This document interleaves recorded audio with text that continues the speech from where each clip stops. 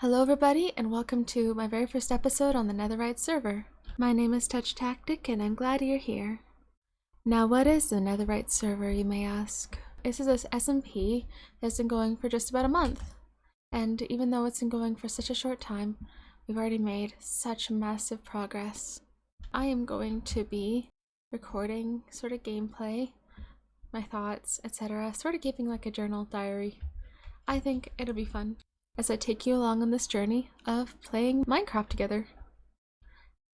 Buckle in, and I hope you enjoy the ride.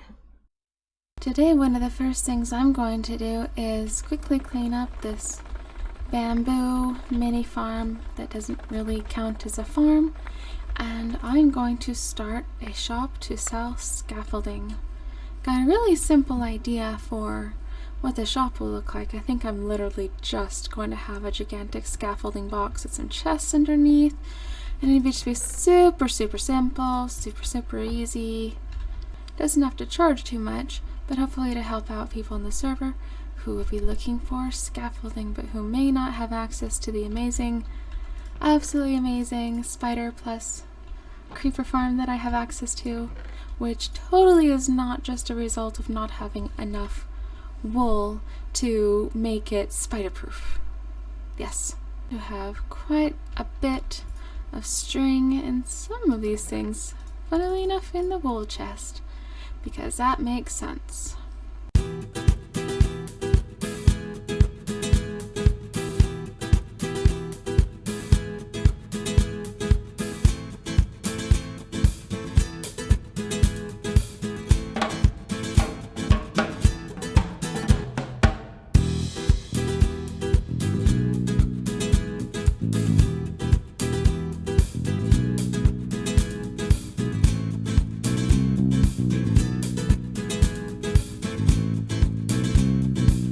So after all of that, and after those few encounters with what was evidently Batman, this is what I ended up with.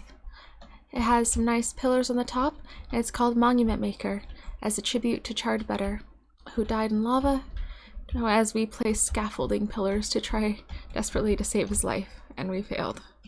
So, Monument Maker. The attempt to save his life became a monument. I really quite like it because it adds a lot of dimension to it. I suppose underneath it looks really bad, but it's supposed to look like scaffolding, you know, it's kind of the whole point of the shop.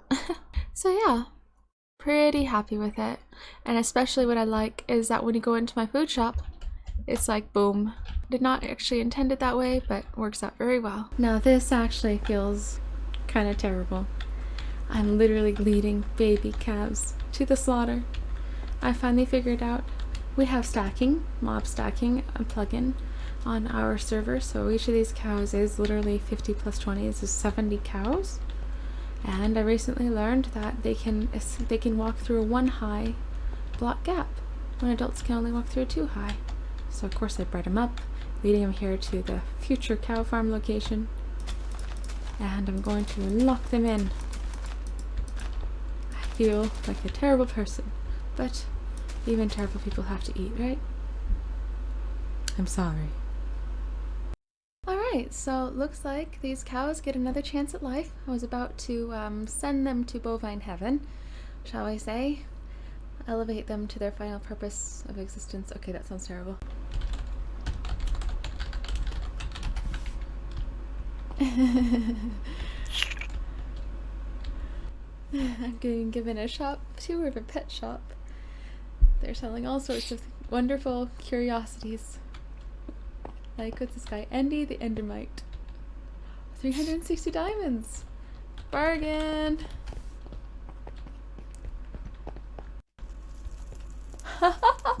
Endermen, they are always watching you. Look into their deathly killing souls. How cute! Flash deal, wow! Buy one and buy the other 86 for 10,000 diamonds! Thought that was a pet for a second. Oh, that's awesome. Adorbs.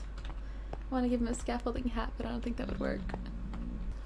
This is Brock IL, Gordon's dad. Buy him for 72 1/3 of a diamond. I can't even say these names. Now we are back home again, and it is time to finish what we started.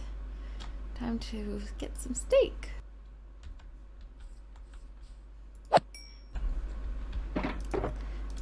And that's not bad for just a few seconds of harvesting cows.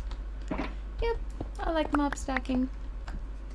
3 more mushroom heads to add to the collection. Stack and a half of raw beef going into the smokers, but quite a bit of steak added to the collection of cooked food. Brilliant. Before you get concerned about mob stacking, like why on earth are we doing this thing when it makes passive mob farms such as cows or sheep, because you can shear every stack sheep as well, so OP, well, it's just to control the lag. You see, we're on quite a popular server at the moment. It has been publicly available online for quite a while, and people often find us via Reddit. We are whitelist only, but yeah, we have quite a bit of people, and lag, especially at the beginning, was quite a big issue. So thus we implemented mob stacking, which is why you see these absurd quantities of cows right here. It has definitely seemed to cut down on the lag and kept the TPS at a manageable level. And I get tons of beef, so I'm happy. So, now that we're home, back at the base, which, because we live in a mushroom island, me and Prism don't even have a roof on it yet, so we got quite nice views of the clear, cloudy skies. Anyway, it's quite nice. Now that we're here, I'm going to show you what I've been working on. Operation Greenify, or Operation Create Greenland, I guess? Is that appropriate to say? I'm not even sure. Operation Greenify the Shroom Commune has been progressing. You see, like around the borders of the island, as there is around the borders of lots of islands, there is quite a bit of this really muddy looking, like clay, sand, dirt. I think it's really quite an old-fashioned type of pattern, like it was existed before 1.12, I'm not really sure. Either way, it has been really, really simple for me to just go in, and I should have brought more dirt to display this, and just place lots and lots and lots of blocks. Not lanterns, thank you. Just place lots and lots and lots of blocks, and then place grass, and the entire thing becomes greenified. And then very, very, very quickly, I can reclaim a large quantity of space in this mushroom island, fill it with that vibrant green grass that I like so much, and have very, very buildable land to work on. One of my big goals is to reclaim this place, to just make the entire place look nice. I mean, I may not eradicate all the mycelium, but I want to make it look nice and greenified. Starting by taking down this totally wonky generated mountain.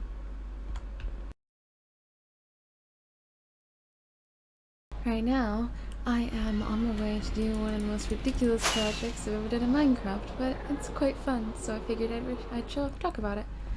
There is a shop that is selling for about 10,000 diamonds on average, the ownership of mushrooms, spiders, endermites.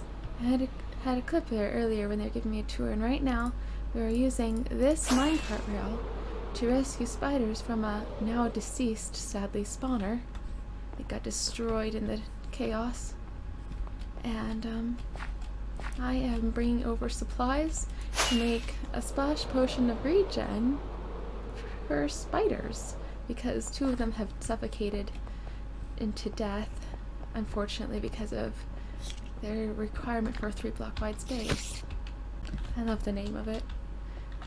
One of our players is Welsh, and they make fascinating names. Rip. It was impossible to get him out of the minecart. So R.I.P. Spider.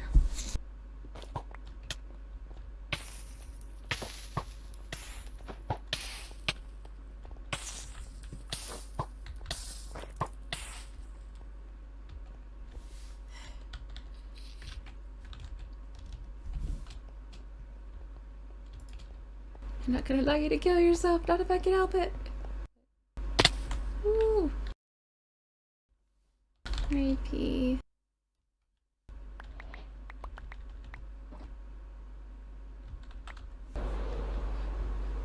I guess I will head back to my base. That's what we've got so far for the mountain. it's looking better. Not done yet. I still need to wait for my beacon. And then I will delete all that stone and make it a nice, lovely plateau, but it's better. Strip down to the bare rock. And that, my friends, is where we're going to leave this episode. Today has been pretty productive. I have filled out this and helped kidnap and then stood helplessly to the side as they were slain some helpless spiders for Amy's collection. I have carved down, shaven down this mountain, and we'll finish shaving it all down by the next episode. And now I am going off to my very, very ridiculous villager trading hall to try to farm up an Unbreaking 3 villager so I can have even more to sell in our Prism's Emporium of curious artifacts and books, enchantments. Alright, thank you for watching, and I will see you next time. Bye bye.